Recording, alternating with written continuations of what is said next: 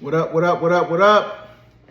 It's just about noon on Thursday, and I wanted to jump in and do a traditional video because it's been probably about 4 months since I actually did a traditional video. I'm used to going live now for the most part and doing shorts. You know, I've been listening to the algorithm and doing a gang of shorts because that's what the algorithm says will grow the channel. So that's kind of where I've been, but I wanted to jump in and do a traditional video. Not really long because I'm still do my traditional live on Sunday after I take my shot on, 2 days following my shot. So we will have that. But today, since it's been so long and I don't have a video on my page for, several months, I wanted to upload one, just so people that actually visit can actually have some fresh insight. So those of you that actually already subscribe probably won't get a ton of new information, but I do want to highlight the journey a little bit. And I'm going to try to encapsulate all that in about 30 minutes. I'm not going to be here too long because it's not, live format, and I'm just going to try to, summarize. And those that actually want to join the live, you can catch me live every Sunday, normally around 7:30, 8 o'clock. All right. So I'm gonna get right into it and jump through a few topics. But before I do, I want to actually go back to the very beginning and let those of you that are not familiar with my journey that I am G's one of one. I've actually lost 100 pounds, 101 pounds to be exact, in 66 weeks. Probably nearly 90 of those I lost in about 39 weeks. So, and then I had a surgery that kind of like slowed me down a little bit since I had to recuperate. And then I came back, and lost to meet that century mark and pass that 100 pounds. I still have about 20 to 25 pounds to go. Reason being is because I want to be in the upper 190s, so that way I can keep my weight, because we all know we fluctuate between about 2 to 4 pounds every week. And I want to keep my weight probably right around 200 pounds, right? 6 foot, 200 pounds. And my BMI probably, and again, BMI is not something that we focus on, but it is a measuring stick for generalizations, right? So to keep it right around 27, which is where a lot of physicians say, your body or physique doesn't have to worry about a lot of the comorbidities that kick up with weights that are above that, right? And at the same time, not going too low, into the, 19, 20, 22 range, which I think may be a little bit low for most people. For some people, I'm sorry, not most people. Now, so basically, like I said, I'm G's one of one. I actually started this journey because I went to the doctor. She said I had a 7 out of 10 chance of having a heart attack in 10 years. I had to do some reflection.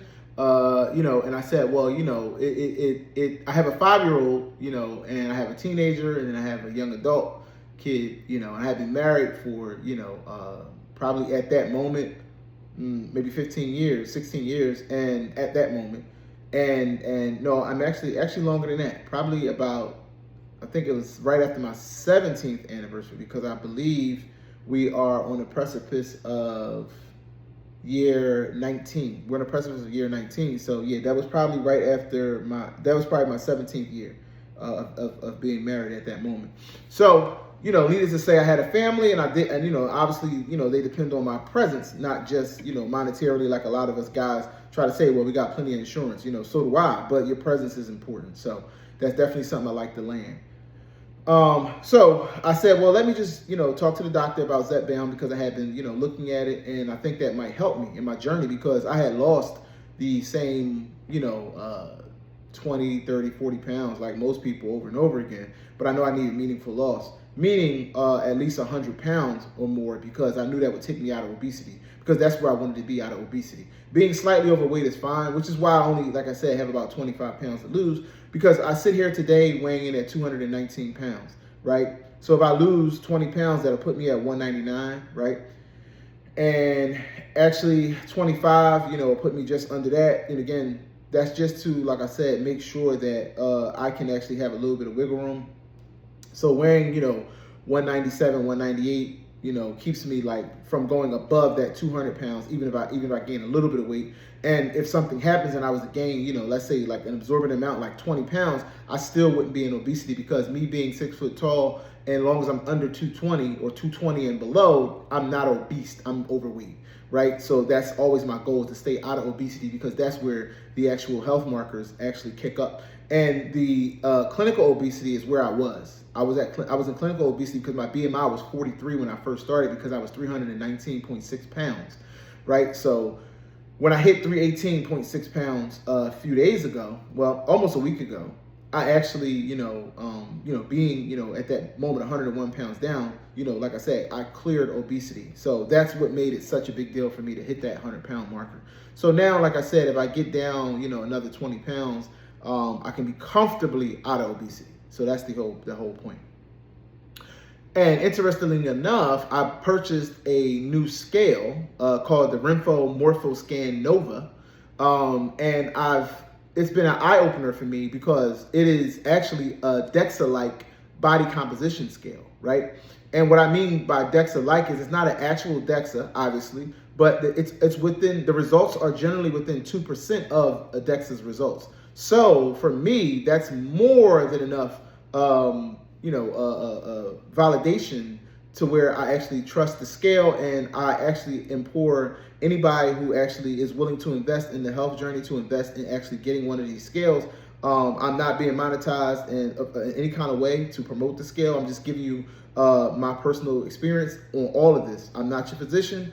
You should always check with your physician to actually, determine what it is that you should take, what steps you should take safely in your health journey.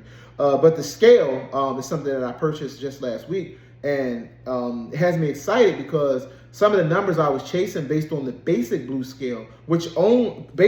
scale, which only pretty much measures the bottom of your body and estimates the top, right? So to put it in layman's term, it utilizes your feet, the bottom of your body, and it estimates the top, and it's actually wildly inaccurate, So, and I'm going to tell you what I mean by that.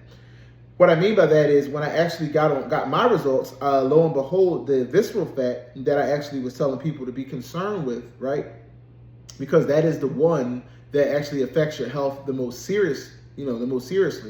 My visceral fat was in a healthy range, right? So my visceral fat, in all actuality, was on the Renpho scale. Healthy is between 1 and 9, and my visceral fat is a 9. So, and again, I'm still trying to lose 25 pounds. So I believe it'll go down even more. So lo and behold, I'm in a healthy range, but I'm trying to make sure that I'm, chasing my goals to ensure that I don't, have dangerously high visceral fat, and I don't, but my other scale wasn't saying it was dangerous, but the markers were a lot different, and it was reading like 20, right? Now, when it started, it was like a 34. So I can't say that the result was necessarily completely wrong, but it actually was reading higher than what I would think, and not being in a healthy range, because what the results info said on there was the healthy range was between 3 and 6, right, on that particular scale. So, or 3, I could be misquoting. It might have been between 3 and 8. It was somewhere in there between. It wasn't above like 8, but it had me at 20. But lo and behold, my visceral fat, I'm already at 9, within a healthy range, based on my DEXA-like scan via the Renpho Morphoscan Nova. So, and that's a mouthful, but I only said it, I'm saying it a few times because I want people to know the right Renpho scale, right? The Morphoscan Nova is their latest and greatest scale that they just like kind of like the Hume, people that know about the Hume. So these two are kind of like the scales that pretty much are very, very closely related. It's just that the Morphoscan Nova has more metrics than the Hume, but you can't go wrong with either. And then there's one other, that's the Withings, which is, I think I'm saying that right. That is about that one's really expensive. It's like double the price of these, and like a little more than double. It's about $500, So that's the most clinical. But I think that's an overspend, honestly, because you can get the DEXA scan like results from either Hume or this Renpho. So again, I really, really would implore you to please, invest in this if you're on this journey, because you want to be chasing the right numbers, right? So let me just read really quickly what that is. The Renpho Morphoscan Nova is an advanced 8 electrode Smart Scale, providing high accuracy DEXA-like body composition results, including 50 plus metrics and segmental analysis of fat, muscle in each limb and the torso. It uses dual frequency BIA technology to achieve roughly 98% correlation with professional DEXA scans. So I'll read that last line one more time. It uses dual frequency BIA technology to achieve roughly 98% correlation with professional DEXA scans, right? So, you know, for me, rather than spending $200 for a one and done DEXA, I prefer to actually, you know, invest in this particular scale because I got to see that, you know, it is going to give me that result over and over, daily, weekly, you know, whenever I want. So that's why I kind of went with that, right? Let me raise the camera just a little bit. I feel like it's kind of low. So, you know, that is my primary reason as to why, you know, I went with purchasing this, and my results have been amazing. So I'll go over a little bit more about the scale, then I'll tell you about my results, and then we'll, you know, bid you adieu for the day. So key results and metrics, segmental analysis. So what that does is breaks down fat and muscle mass individually for the right arm, right leg, left leg, and torso. Core metrics are your weight, your body fat percentage, your BMI, your mass, your muscle mass, your body water percentage, and bone mass. The advanced health indicators are your visceral fat index, your basal metabolic rate, your BMR, your metabolic age, your subcutaneous fat, and skeletal muscle index. The accuracy features 400 pound capacity and 0.2 pound precision. That's pretty good. You know what I mean? Like, so this is why I'm so excited about this particular scale. The measurement experience, handheld display, right? The scale features a 4.3 inch TFT LCD display on a handheld unit showing 9 pages of data instantly, which it does. I can attest to that. App integration, the Renpho Health app displays detailed, comprehensive reports and trends. And it utilizes Bluetooth and Wi-Fi to sync the data automatically. The pros are it's highly detailed, segmented data, high accuracy compared to the traditional 4 electrode scales, which is a lot of people have on the bathroom, you know, floor, the 4 that just does the feet. And this is why the accuracy is different, because now you're going to use your hands with the thumbs, and it actually radiates through the entire body, right? So that's why it's so much more accurate than what it is that a lot of us have been utilizing with our $30, $40 scales we've been using, you know, chasing numbers that aren't even accurate, right? And people do, you know, say, hey, get a DEXA, but we all know that just like the medication, for some people it might be a bit too expensive, so they just lean on the scale. So I'm saying, if, just in my opinion, if you're going to actually invest the $200, get the scale, because you'll have it all the time. So the con is the higher price point. It's pretty much it. Everything else is a win. Everything else is a win. And there's like a heart monitoring monitor that's found in some others. But I mean, I have other ways of doing that, because those that know, like I said, I had the irregular heartbeat. That wasn't the worry of mine with this, because I already have devices that do that. So this is definitely a win-win. And I did have my actual heart ultrasound today. So that was this morning, 8 o'clock this morning. I was at the cardiologist, and they did my ultrasound, and the cardiologist will obviously called me with the results. You know, so that was my final, you know, thing in my journey that I wanted to actually in my health marker journey that I wanted to do, because I did everything else. I did my prostate cancer check, all the other cancer checks, my colonoscopy. So this was kind of like the last thing, was that ultrasound, which I already had an EKG and everything. So, you know, total health overhaul. I will be starting the 15 milligram tomorrow morning. And I will let you guys know how that first couple of days go. Usually it takes about 2 days, so probably that day, Sunday, I may have, you know, some of that effects from that. So I'll let you guys know how I feel with that. And again, I went up with that because I'm on this will be the 67th week in my journey. And I wanted to actually get to I wanted to maximize the drug's ability to, you know, of what it could do for my biology by the end of the 72 weeks that, you know, the trial ran. So I feel like I took my time, you know, to get to this point.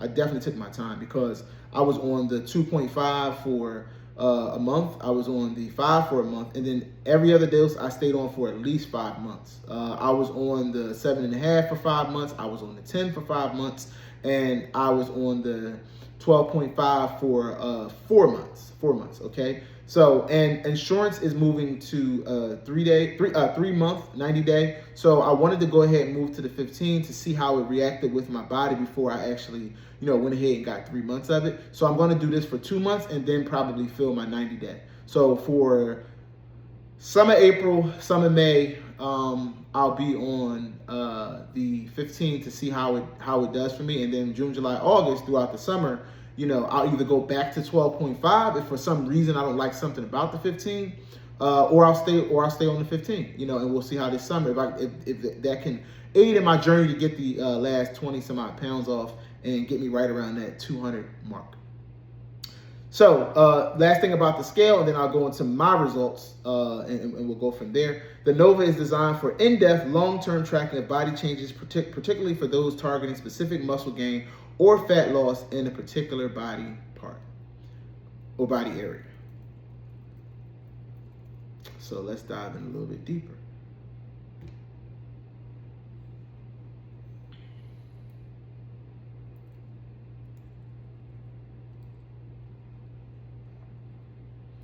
So pretty much on the scale, like we talked about, it has 50 different in-body at metrics, okay? 50. So that's a ton. No, that's a ton. So without going through every single one of them, because I know Jen talked about this. I had said this on one of my shorts, and then she was saying, hers are just all green and she don't really understand them. So I just wanted to dive in just a little bit, so that way, people can kind of like understand a little bit about the metrics. But I want to be specific at the same time.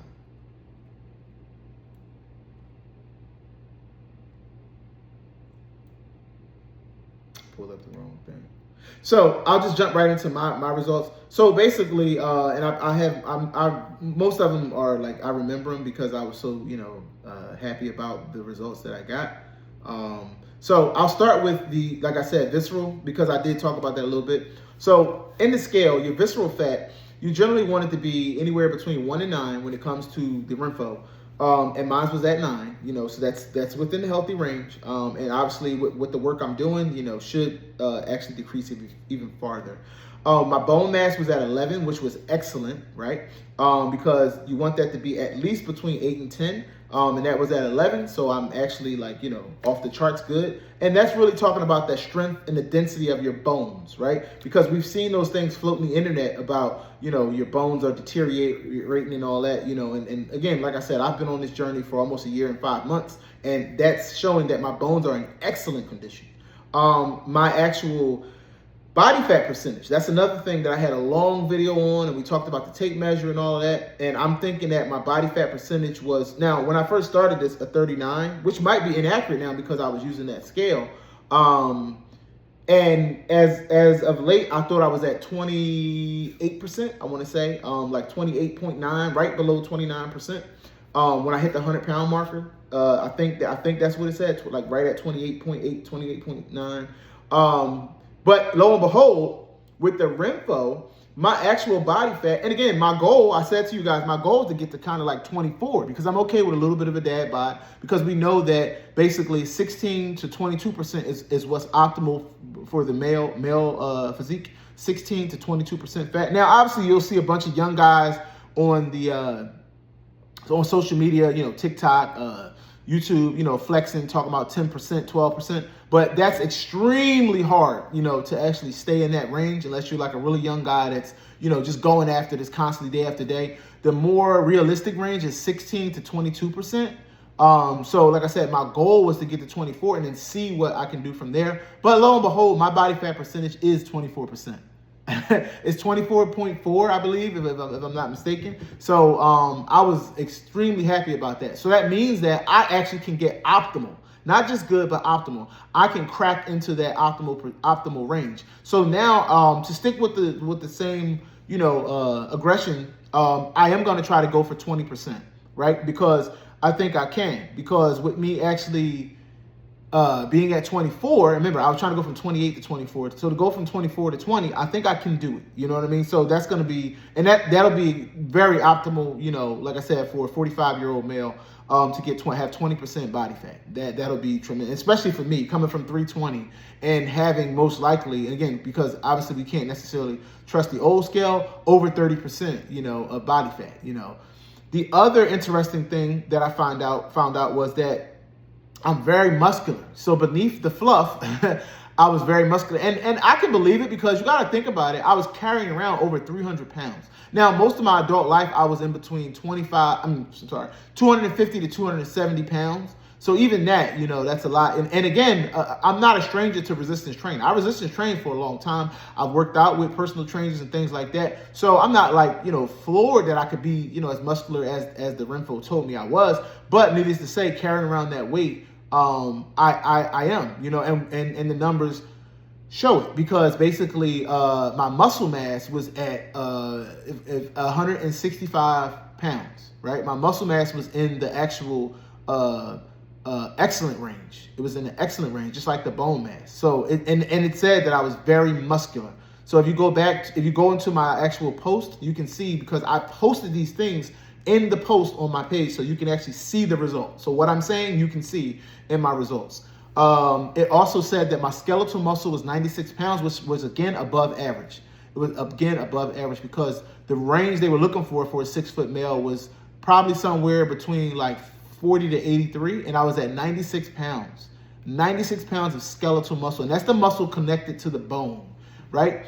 And then my actual my fat-free mass was somewhere around, I believe, like 155, right? 155. So that's just everything excluding fat, and that was again above average, right? So, and then the final one was the, what was the final one? The final one was the metabolic age. So my metabolic age, I'm 45, for those that don't know, I'm 45 in about 4 months, 45 and 4 months old, and my metabolic rate was 46. So I'm literally right there. Because what you want to be is your age, you want it to be your actual age or younger. So with me being 46 and I'm 45, I was actually happy about that, right? Because my actual other scale had me at like 54 or something like that. You know what I mean? So knowing this, all of these things, you know, had me excited because I'm much more healthy than I thought. You know what I mean? And it also said that for the Renfo, because it gives you like your caloric intake, BMR. My BMR was 1992, so that's really good. You know, I'm at 1992. That's 1,992 calories, and my suggested TDD, I think, was 2,600. They want me to be eating at 2,600 to maintain. I don't want to maintain, I want to lose. So personally, I probably will continue to eat around 2,000, which is very comfortable. You know what I mean? I can eat comfortable as long as I'm doing my resistance training and walking and still be able to lose, right? I'll actually probably come in a little bit under that, slightly, maybe by around 19. You know what I mean? Because that will keep me in enough caloric deficit to get to my goal. So I'm definitely have room to, I can eat food, you know, and it was saying that for a weight goal, that it would like me to lose 29 pounds, right? It was between 29 and 34 pounds. So at the lowest, it wanted me to get down to was 187. So 187 to like 193. That was kind of the range that it gave me to actually lose. That's what it would like to see for me to be optimally healthy, based on my masculine. Now again, like I said, I want to be in the upper 190s to right around 200. So we're pretty close. We're pretty close and what? And again, these are arbitrary. We don't know where we're gonna land. You know, I could end up being 195. I don't think I'll be 187 because I'll eat enough to where my weight won't, you know, plummet to where I don't want it to be. But I mean, hey, I could end at 195. You know, I'll be very close, God willing, very close to optimal, you know, after all of this is, you know, kind of, I don't want to say said and done, but after I reach where it is that I'm trying to get to maintain, right? So, which is right around 200 pounds. So if I'm in the 190s, that is, like I said, life-changing and complete. I mean, already life-changing being 218 pounds, 219 pounds, technically. So, to to be there is amazing. Coming all the way from 320 pounds, like, you know what I mean? That's just crazy. It's just crazy. I can't believe. And then like the pictures, you know, you got the ladies calling me skinty now. Never thought I'd be called skinty, you know, because I jumped on Vanity's live and she was saying that, you know, how I said I didn't want to be. And again, just to clarify, I said I didn't want to be in the like 180 or 185, and I still don't. You know, I think that's just a bridge too far for me. I think I'm not scared of the 190s or 200. I'm fine with that. Because that would just allow some more muscle to show. Now, those of you that know, I do have physical therapy coming up for the next 6 weeks, twice a week. I have my first appointment next Wednesday because I want to get back to lifting weights, because when I lifted weights, I was very happy with what I started to see very quickly, because I was able to see results. And now knowing that the DEXA says that I'm very muscular, I understand why. If I can shed the fat, the muscle will show, right? So that's a thing. And I'm also thinking about, for that stubborn, the one other thing I forgot was subcutaneous fat. Now, my subcutaneous fat was definitely out of range. It was more subcutaneous fat than you want. It was at like 17. I think it's in my it's in the chart that I put on in my post. So it was about like 17%, you know. So, and that's where you don't want to you know, you want to actually reduce that. And again, here's the thing. That's not the dangerous fat. That's just fat that's not aesthetically pleasing, right? So for me, I'm actually looking into cool sculpting. So I would like to get some cool sculpting or something non-invasive. So I'm going to really deep dive into that and see if that can help me, because I know I'm going to have a little bit of struggle with that love handle, you know, stomach area, because that's always the last to go. So just to help, you know, move it along, maybe later in the summer, you know, I'll look at probably moving forward with that, you know, but I would like to lose, like I said, at least another 20 pounds. I get it right around that 200 mark before I do anything, you know, and that way I know I'm kind of doing it at the most truest form and close to, you know, a healthy weight as possible.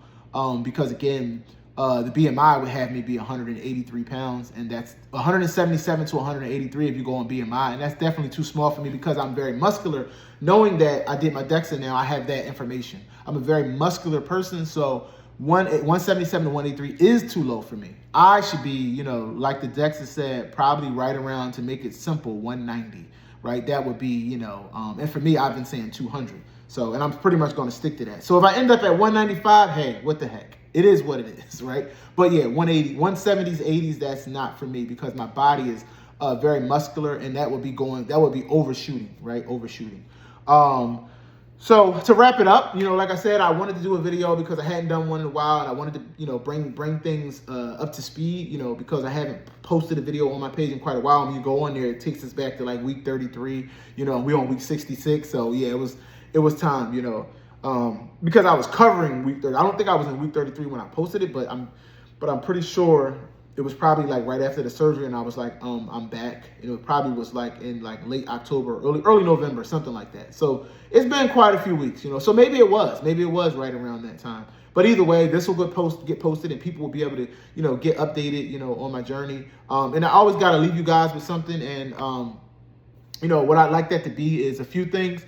You know, have some patience, you know, keep taking your shot. Consistency is the main thing. Out of all of this stuff that we talk about, the main thing is to take your shot and be consistent with what it is that you do. That when I lost that 100 pounds, it was unexpected. Not completely unexpected, but I didn't think it would happen that day, right? And the reason being is because it took 3 pounds for me to get there, right? And I had been losing a half a pound to a pound because the weight kind of slowed down, the weight loss.